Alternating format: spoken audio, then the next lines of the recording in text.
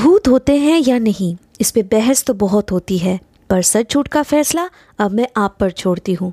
तो स्वागत है आपका घोस्ट स्टोरीज इन हिंदी में, जहाँ मैं हूँ आपकी होस्ट विदिशा। और अब से हर हफ्ते शुक्रवार को आप मुझे सुन पाएंगे एक्सक्लूसिवली ऑन स्पॉटिफाई।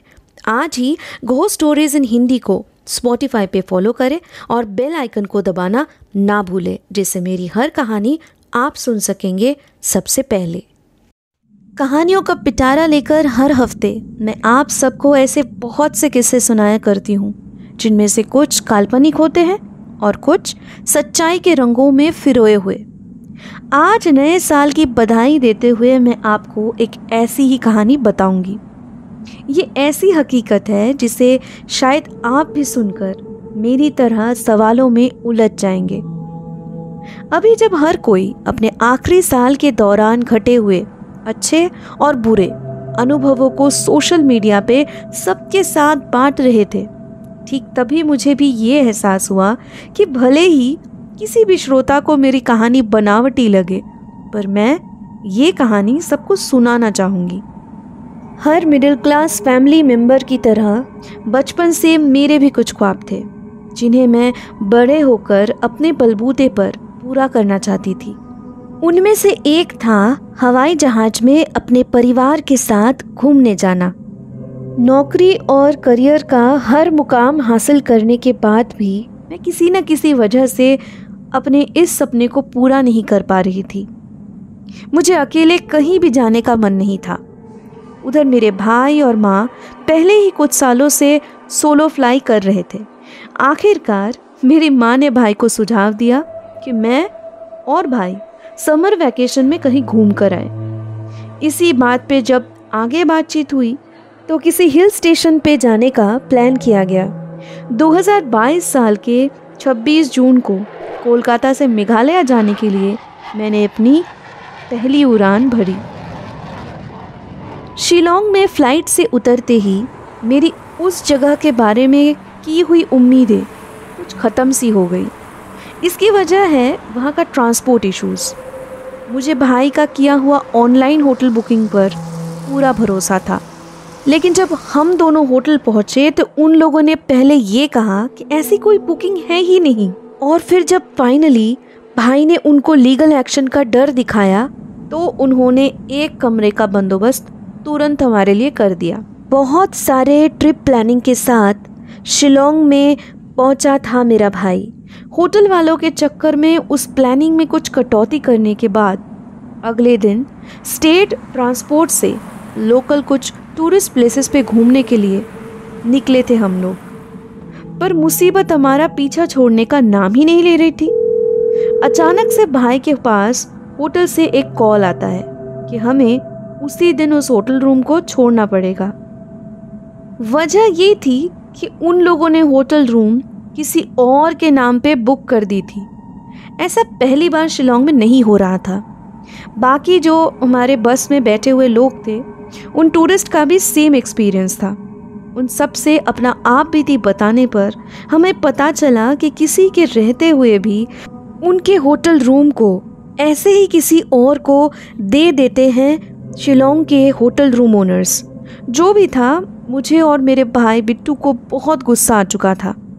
उन होटल वालों ने कोशिश तो बहुत की थी कि हम उनके ही दूसरे ब्रांच में शिफ्ट हो जाएं, पर हमने उनकी एक नहीं सुनी। रात के करीब 8 बजे होंगे जब उस होटल से पैदल 1 घंटे तक चलते हुए हम पुलिस बाज़ार में पहुँचे। कुछ होटलों को देखने के बाद आखिरकार एक होटल में हमें ब्रांच मैनेजर बहुत अच्छे मिले, जिन्होंने ऐसा कहा कि उनके होटल में फ़िलहाल के लिए तो सारे रूम बुकड है, पर उनके होटल का एक और नज़दीकी ब्रांच है जहां वो हमारे रहने के लिए कुछ इंतज़ाम कर देंगे। वो होटल काफ़ी दूरी पर था, लेकिन अच्छी बात ये थी कि होटल रूम का चार्ज बहुत ही कम बताया गया था। हम दोनों इसलिए खुश थे क्योंकि हमारी जो ऑनलाइन होटल बुकिंग हुई थी उसके ऑलरेडी बहुत ज़्यादा पैसे निकल चुके थे, तो हम नहीं चाहते थे कि आगे हमारा खर्चा और बढ़ जाए। उस होटल का चार्ज क्यों कम है ये पूछा तो उन्होंने बताया कि वो जो कमरा है वो फ़िलहाल के लिए खाली तो है, लेकिन वो उस फ्लोर के एकदम आखिर में है और उस कमरे में कोई भी खिड़की नहीं है। बिट्टू और मैं इतना थक गए थे कि इन बातों पे हम दोनों में से किसी ने भी इतना मोल नहीं दिया। उस होटल की एक और खासियत ये थी कि वो पूरी तरह से लकड़ियों से बनी हुई थी। होटल के रिसेप्शन पे बैठे हुए जो मैरिड कपल सब सुविधाओं का इंतज़ाम करते थे, उनमें से जो मेल रिसेप्शनिस्ट थे उनका बर्ताव बहुत अजीब था। पता नहीं उन्हें किस बात की चिढ़ थी कि वो हमेशा हर किसी से बदतमीज़ी से बात कर रहे थे। उनको नज़रअंदाज करते हुए अपने कमरे तक पहुंचने के लिए हम जैसे ही आगे बढ़े तो थोड़ी ही दूरी पर हमने एक स्टाफ मिला जिसने हमें अपने साथ चलने के लिए कहा। लड़का करीब 19 साल का ही होगा, जिसने कॉरिडोर के आखिर तक हमें ले जाकर कहा, साहब जी, मैडम जी, ये रहा आपका रूम। इधर गर्म पानी के लिए गीज़र है, जब भी आपको ज़रूरत हो हमें कॉल करके बुला लीजिएगा। पीने का गर्म पानी भी ले आऊँगा और खाने का ऑर्डर 1 घंटे पहले दे देना। ये रहा मेनू कार्ड। वो सब तो ठीक है, लेकिन यहाँ इस बल्ब के अलावा कोई और ट्यूबलाइट का स्विच नहीं है क्या? मैंने उसकी तरफ देखते हुए पूछा। मैडम जी, इसी से काम चलाना पड़ेगा। हमारे होटल में यही एक लाइट हर रूम में लगाया हुआ है, पर आपको कोई दिक्कत नहीं होगी। इतना कहकर हाथ जोड़कर विदाई लेकर वो लड़का वहाँ से तुरंत चला गया। कमरे पे नज़रें घुमाते ही मैं और भाई कुछ हैरान से हो गए, क्योंकि कुछ ट्री हाउस जैसा दिख रहा था ये कमरा। चारों तरफ बस लकड़ियों से बना हुआ नज़ारा था। लकड़ी का bench, bed, table, shoe rack और यहाँ तक कि उस कमरे का दीवार, फर्श और सीलिंग भी लकड़ी का बना हुआ था। अब तक शिलोंग में आने का निर्णय गलत लग रहा था, पर यहाँ इस होटल में रहने का मौका पाकर मन ही मन हम दोनों बहुत खुशी महसूस कर रहे थे। जो कुछ होता है ना, अच्छे के लिए होता है, कहा था ना, बिट्टू ने बिस्तर पर लेटकर कहा। बिल्कुल सही बात बोल रहा है भाई। अच्छा हुआ कि उस होटल से हम निकल आए, वरना इतने अच्छे रूम का पता ही नहीं चल पाता हमें। जवाब में मैंने कहा। शाम को पहले हमने डिनर की थी और उसी के बाद हम पिछले वाले होटल पे जाकर वहाँ से अपने सामान लेकर आए थे। बातों बातों में कब दोनों की आंख लग गई पता तक नहीं चला। मैं ना जब भी रात में सोती हूँ मेरी आंख सुबह जाकर खुलती है, लेकिन उस रात ऐसा हुआ नहीं। अचानक से मुझे हमारे कमरे के दीवार से किसी के ज़ोर ज़ोर से पीटने की आवाज़ सुनाई देने लगी थी, जिससे मेरी आँख खुल गई। मैं एकदम से चौंक के बिस्तर पे बैठ गई थी। तब भी लगातार कोई धम धम से दीवार पीटे जा रहा था। मैंने मोबाइल स्क्रीन पे देखा तो पता चला कि 2 बज चुके थे। इतनी रात गए कोई क्यों होटल रूम में रिपेयरिंग या कीला ठोकेगा, ये सोचे ही जा रही थी कि तभी एकदम से खामोशी सा छा गया और कुछ मिनटों के बाद मुझे कुछ लोगों की आवाज़ें सुनाई देने लगी। ऐसा लग रहा था कि दीवार के उस पार में जो दूसरे रूम में रह रहे थे वही आपस में बातें कर रहे थे। मैंने ध्यान लगाकर सुनने की कोशिश की ताकि मुझे पता चल पाए कि आखिर हो क्या रहा है। नहीं, किसी को कानो कान खबर नहीं होगी, पता भी नहीं चलेगा सुबह तक कि यहाँ क्या हुआ था। कुछ दिनों में सब भूल भी जाएंगे कि यहाँ पे कोई। अरे धीरे बात करो, आज रात ही निकलना है, वरना शक हो सकता है। चुप, लगता है कोई छुपकर हमारी बातें सुन रहा है। मैं इतना सुनते ही दीवार से दूर हट गई। इतना तो मुझे पता चल रहा था कि उस पड़ोस वाले कमरे में कोई अपने बुरे करतूतों को अंजाम देने की साजिश कर रहा था। एक आदमी और एक औरत आपस में वहाँ से भागने के लिए मन बना रहे थे। मैंने बिट्टू को सब बताने के लिए उठाना चाहा तो पता चला कि वो मेरी ही तरह उस दीवार की तरफ देखे जा रहा था। इशारे से पूछने पर उसने कहा कि उसने भी सब सुन लिया है। बाहर निकलकर कुछ देखने की कोशिश करना खतरे से खाली नहीं था, कुछ ना कुछ तो करना ही था। तो फिर भाई ने रिसेप्शन पे कॉल करने का निर्णय लिया। रिसेप्शन पे रिंग होने पर भी किसी ने कॉल नहीं उठाया। दूसरी बार कॉल करने के लिए रिसीवर पे उंगलियां रखते ही दरवाजे पे किसी ने दस्तक दिया। डर के मारे भाई और मैं एक दूसरे की तरफ बस देखे जा रहे थे। हमें अंदाज़ा था कि बाहर दूसरे कमरे के वही लोग हमें खड़े मिलेंगे। दरवाज़ा नहीं खोल सकते भाई, उनसे हमें भी खतरा हो सकता है। साहब जी, मैं हूँ। दरवाज़ा खोलकर जैसे ही सामने हमने उसी स्टाफ लड़के को देखा, हमारी जान में जान आई। उसे अंदर बुलाकर सारा किस्सा बताने पर उसने कहा, मुझे पहले ही पता था कि वो पति पत्नी नहीं है और उनके साथ जो बच्ची है ना, वो बार बार उस औरत को माँ बोल रही थी। मतलब इस बच्ची को मारकर इन दोनों का यहाँ से भागने का इरादा है। मैं ऐसा होने नहीं दूंगा। लियाम इस होटल को बदनाम नहीं होने देगा। आप यहाँ से बाहर मत जाना साहब जी, मैं अभी उनकी खबर लेता हूँ।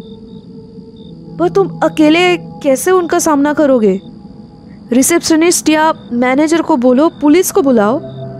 भाई का सुझाव सुनकर उसने मुस्कुराते हुए कहा, बहुत देर हो गया है साहब जी, मैं खुद ही संभालने की कोशिश करता हूँ। आप दरवाज़ा अंदर से लॉक कर दीजिए साहब, बाहर किसी भी कीमत पर मत निकलना आप। लियाम की कही हुई बात मानने के बाद हमें उसके सही सलामत वापस आने का इंतज़ार करना पड़ रहा था। मजबूर थे हम, उसकी मदद भी नहीं कर सकते थे, वरना उसे यूँ अकेले मुसीबत का सामना करने नहीं देते। बाहर से हमें लियाम के चिल्लाते हुए बहस करने की आवाज़ें सुनाई देने लगी। वो आदमी उसे मारने की धमकियां दे रहा था, पर लियाम उन्हें शायद भागने से रोक रहा था। बिट्टू बाहर जाने की सोच ही रहा होगा, पर मैंने उसका हाथ जकड़ के रखा हुआ था। कोई और उपाय ढूंढने से पहले ही उसी पल हमें 3 तेज पटाखे फूटने जैसी आवाज़ गूंजती हुई सुनाई दी और साथ ही साथ लियाम और उन दोनों लोगों के दर्द से कतराने की आवाज़ भी सुनाई देने लगी। भाई और मैं कांपते हुए बुत बनकर काफ़ी देर तक उसी जगह पे दरवाजे के सामने खड़े के खड़े रह गए। शायद सुबह हो गई थी, इसलिए पानी का पंप किसी ने ऑन कर दिया था। ये बात दिमाग में आते ही जल्दी से रिसेप्शन पे कॉल करके भाई ने हमारे रूम पे फ़ौरन आने के लिए उनको कहा। यहाँ तक सुनने के बाद हम दोनों की तरह आप सबको भी लग रहा होगा ना कि लियाम और उन दोनों व्यक्तियों की लाश उन्हें वहाँ हमारे अगले कमरे के दरवाजे पे पड़ी हुई मिली होगी। जी नहीं, ऐसा कुछ भी नहीं हुआ, क्योंकि वहाँ उन्हें कोई भी लाश मिली ही नहीं। बात ये थी कि हमारे पड़ोस वाले जिस रूम की जिक्र मैं और मेरे भाई किए जा रहे थे, वो दरअसल थी ही नहीं। उस रूम का कोई अस्तित्व नहीं था।